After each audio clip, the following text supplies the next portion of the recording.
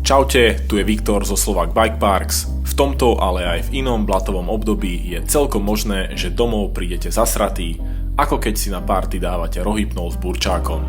Asi väčšina bikerov nemá easy prístup k hadici a vapkovať nám je to ľúto. Takto to robím ja v obmedzených podmienkach. Ako šampón používam Makov, koncentrát alebo Cyklostar. Ušetriť môžete aj šampónom na autá. Sledujte hlavne, či je pH neutrálny.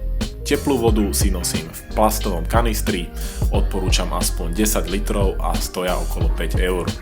Na mechanické čistenie používam Makov Kefy, veľkú s extra jemným vlasom, ktorá nepoškrabe žiadny lak, a malú s tvrdým vlasom na prevody alebo hrubé nečistoty na kolesách. Čistiacu emúziu si miešam v prenosnom bongu, kýbli a celé to oplachujem kolotočárskou ručnou vapkou. 8 litrový záhradný postrekovač Hecht 408 zvláda tlak až 3 bary a stojí okolo 13 eur. Namiešame si piňakoládu a začneme ho poriadne drhnúť ako pred prvým rande.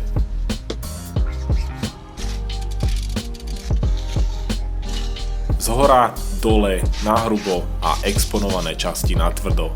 Ak je hrubá špina dole, môžeme si pomôcť ešte s extra prístrekom čističa alebo s prístrekom vody. Nasleduje oplachovanie vapkou.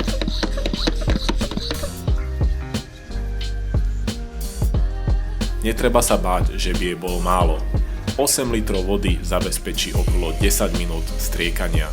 Kiež by to fungovalo aj inde. Poumývam si aj náradíčko a bike vyutieram mikrovláknom na podlahu.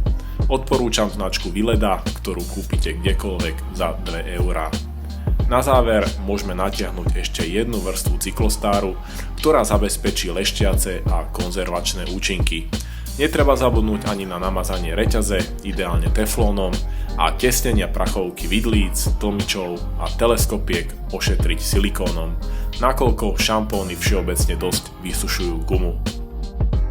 Linky dám dole do popisu a vždy sa poteším tvojmu lajku.